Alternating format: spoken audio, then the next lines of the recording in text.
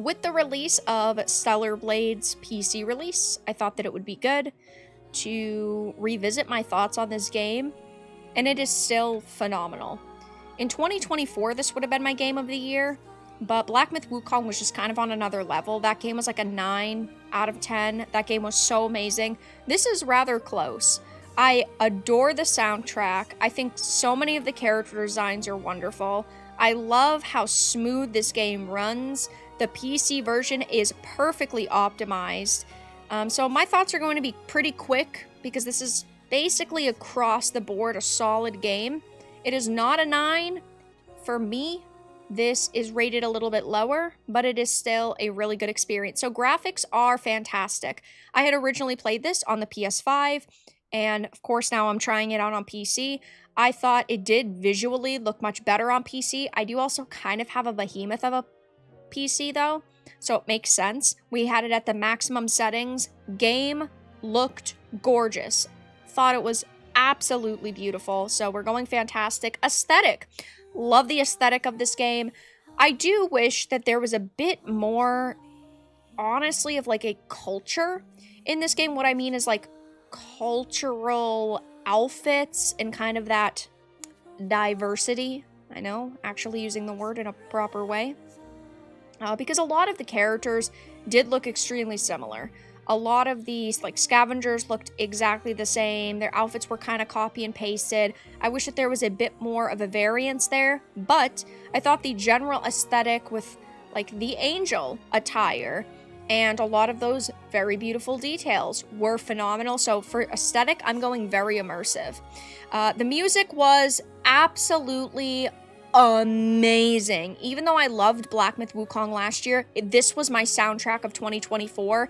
I have listened to the soundtrack on repeat over and over and over, and my favorite is personally the song that happens in the demon crawler fight. I thought that that was such a gorgeous piece. One of my favorite pieces of music in a video game, actually. The soundtrack for this, though, is so good. Every single song fit. There is a variance of, like, jazz and even a bit more of the K-pop.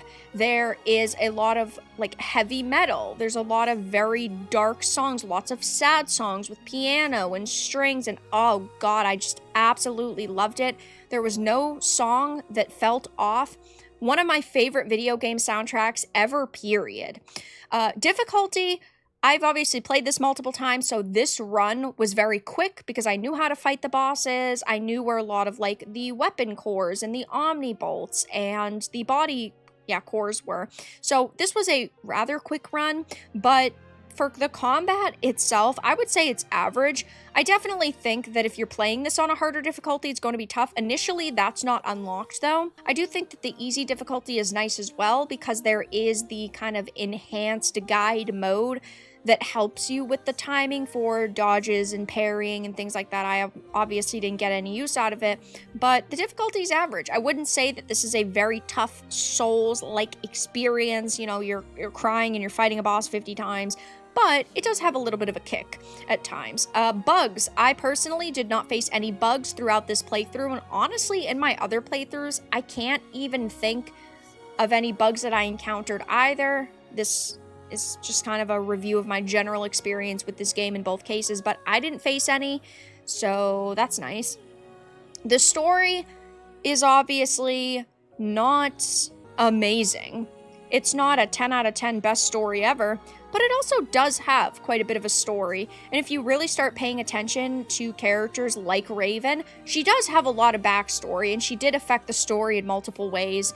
I personally enjoy the story of this game. Is it the best I've ever experienced? No. From the get-go, with names like Eve and Adam, you can kind of tell who is going to be a good guy and who's going to be a bad guy and who's really going to affect you. You can tell when the red herrings pop up. It's a predictable story at times, but it is also good.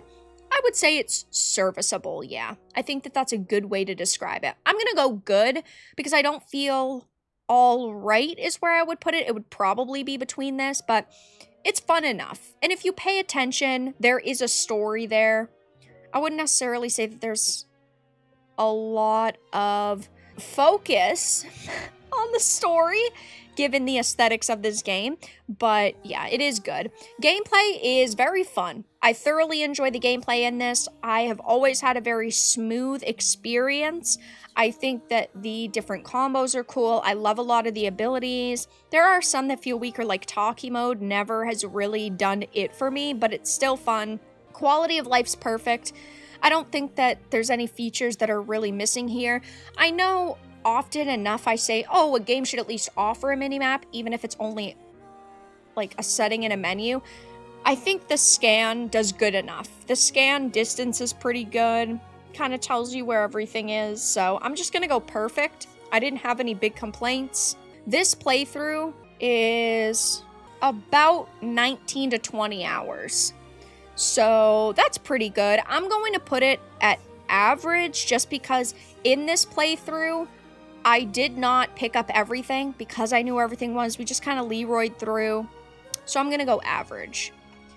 One kind of section we don't have in this is how much this pissed off the journalists, and that's getting an automatic epic to see because they have been so salty over this game. I think that's great. I think it is amazing when you are taking off journalists. They really have tried to push the narrative with this game that all it really offers you is tits and ass, and sure, a big selling point of this is fan service. That is not a bad thing though. It is not a bad thing to want to see attractive characters in your games, and this has a character for everybody. There are beautiful, feminine, sexy women. There are very attractive, masculine men, and the fact that they sit here and constantly belittle a game for offering adult content to adults is ridiculous. So I'm going to give that a 10 out of 10. You love to see it. I love when they get so upset over a game like this because really, guys, it's not that serious. If you don't like it, don't buy it. If you don't like the content, don't look at the content. What is the point to sit here and complain about a game like this if you don't like it? Well, really, it just boils down to the fact that ultimately, they want to trash it in any way possible. The problem that I have is there's a difference between me and them, and I hate to use myself as a comparison, but when I'm playing a game like a Suicide Squad Kill the Justice League, or a Forspoken, or a Undying Awakening, while yes, initially I have low expectations, I'm still trying to give it a shot. They did not do that. With this game, a year ago when it first launched, and what they're doing now is they're just trying to paint it instantly as a game for gooners and losers and chuds, which is disappointing. And sure, sex appeal is a big selling point here, but they try to convince you that it's got nothing besides that, which is a straight up lie. So I'm giving it a 10 out of 10. You love to see it. Angering the access media. So the game is $59.99 for the base edition and $79.99 for the complete edition, which does come with like the Nier Automata collab, the Nikke collab. It comes with the deluxe pack, some extra items like the Tacky pack. I think that it is worth the $50 for sure, and I think that if you enjoy the game, you could get $80 out of it. Now, if you have already purchased it on the PlayStation 5, I do not think that a repurchase for $80 on PC is necessarily going to be worth it. Because if you've already played the experience on PS5, it's not like the PC version is giving you an infinite amount more content. If modding is very important to you, then I would definitely suggest it. It's a good game all around. You're going to get your money's worth.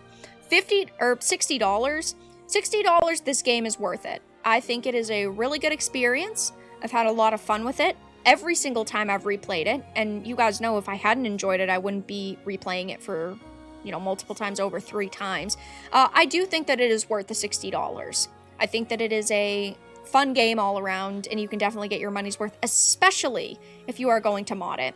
Replayability, I'm going with a handful of playthroughs. I personally will not be replaying it after this. 3 is good enough for me. I would maybe replay it in a year or two when the sequel is ready to come out, but I don't think that I'm going to go into another full playthrough at least anytime soon. So I'm gonna go with a handful of playthroughs. I think that that's fair. Initially, I gave this game around an 8, and I still feel comfortable around there. I would go an 8 to an 8.5. I think that this game is super fun. I think that it has a lot to offer. Is it the best game I've ever played? No.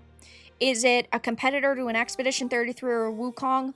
It's not quite up there, but it is still an above average game, and I've had a lot of fun with it. So I'm going to go an 8 to an 8.5. So yeah, guys, those are my thoughts on Stellar Blade. Pretty consistent with what they were when I initially played it a year ago on the PlayStation 5. Not much has changed here. I think that it's a super solid game. I highly recommend it to anyone who hasn't played it, and I do think that it is worth the $60. Plus, there are also a lot of mods that are really cool and just generally add to the experience of the game. I definitely partook in the modding scene, right? I had a mod made for us, just to show that off. Just to show that off really quickly. I had the Eve Constructor mod made, which I thought was really fun and really cute. So yeah, that was a nice little addition because we were memeing on the Asset Inspector Eve throughout it. But yeah, guys, I'm going to be wrapping up stream in just a minute. If you enjoyed, make sure, of course, to give the stream a like on your way out. I appreciate all the support.